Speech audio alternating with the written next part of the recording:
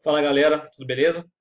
Hoje vou apresentar um estudo publicado em 2000, um estudo um pouquinho mais antigo, por Boyden e colaboradores, um estudo sobre o exercício agachamento livre, em que no estudo foi avaliado o efeito da rotação dos pés, do posicionamento dos pés, sobre a ativação muscular.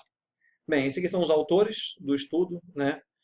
São três autores do estudo, foi publicado no periódico Journal of Strange Condition Research em 2000, e esse aqui é o título completo do estudo, caso alguém queira buscar pelo trabalho aí. Bom, no método do estudo foram 6 sujeitos, né, experientes em treinamento de força, realizaram o exercício agachamento paralelo.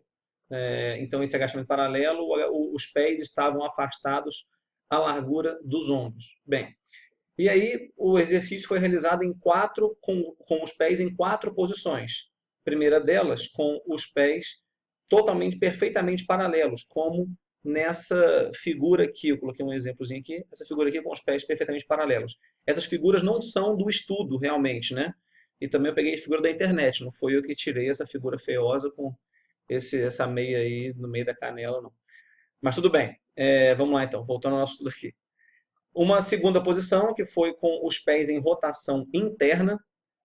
Então, imagina que eu estou com os pés perfeitamente paralelos, eu vou rodar os pés um pouco para dentro, né? Apontando realmente a ponta dos pés para dentro, em 10 graus de rotação interna. Bom, a terceira condição, com os pés de 10 graus de rotação externa, rodado um pouco para fora, assim mais ou menos como nessa figura aqui, né? E uma quarta condição, com 20 graus de rotação externa.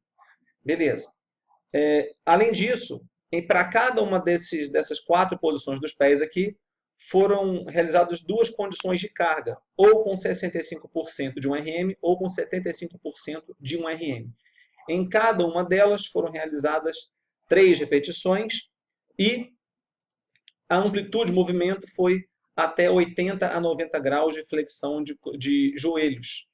E a pausa entre cada uma das condições foi de 3 a 4 minutos.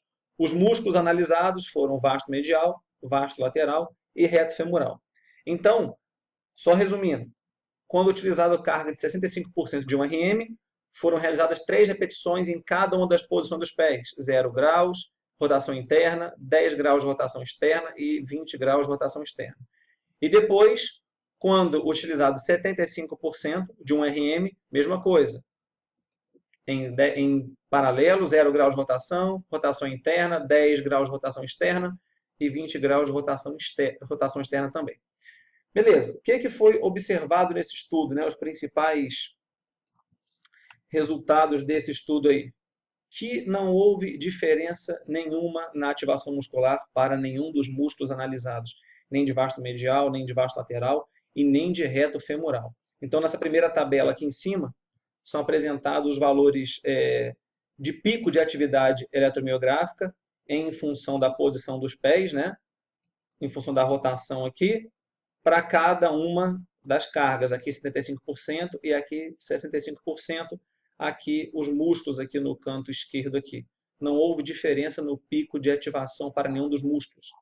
E ainda, a duração em que cada um dos músculos se manteve em atividade durante cada um da posição dos pés com cada uma das cargas também não foi diferente entre as condições, né, em função da rotação dos pés. A única diferença que teve foi que, significativa, né, estatisticamente, foi que, quando utilizadas cargas mais altas, com 75% de 1 RM, a ativação muscular foi maior do que quando utilizadas cargas mais baixas, que foi com 65% de 1 RM. E a aplicação prática, né,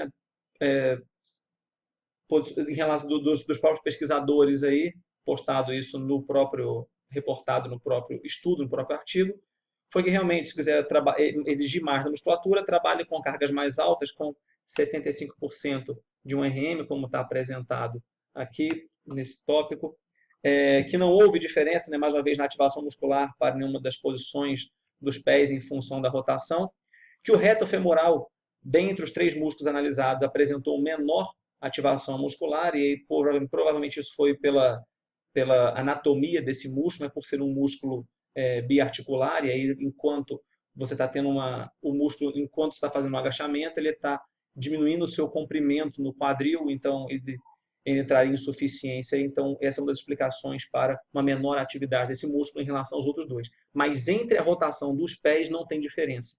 Bem, e aí fazendo uma ponderação agora de aplicação prática do meu ponto de vista, o mais indicado é que assuma uma posição mais confortável. Então, já que não tem diferença na ativação muscular para quadríceps, pelo menos como avaliado nesse estudo, assuma uma posição mais confortável, seja com os pés paralelos, em 10 graus de rotação ou em 20 graus de rotação, né? Como observado aqui.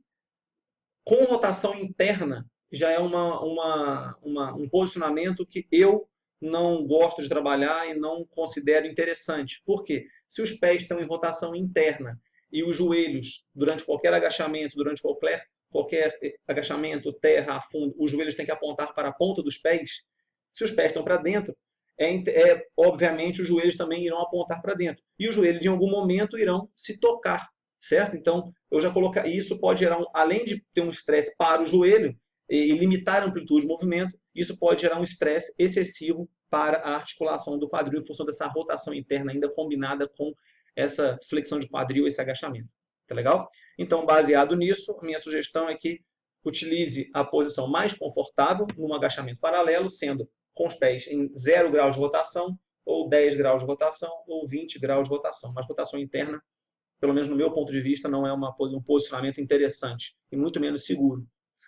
Mas a gente vê muito por aí, né? Então, bem, lembrando, né, que eu tenho um curso online de periodização para o treinamento personalizado, um mini cursozinho bem rapidinho. Então, quem quiser assistir aí, é só acessar cursos.rafaelsonsim.com. Quem quiser se inscrever também nas minhas outras redes sociais aí, eu tenho o Facebook e o Instagram também, que é @rafaelsonsim. E aqui no meu canal, não esqueçam de se inscrever, ativar o sino de notificação para ficar sabendo de todos os vídeos quando eu postar. E se você gostou desse estudo, desse trabalho, desse vídeo, não esqueça de dar um like aí, ok? Muito obrigado, galera. Fiquem com Deus e até o próximo. Valeu!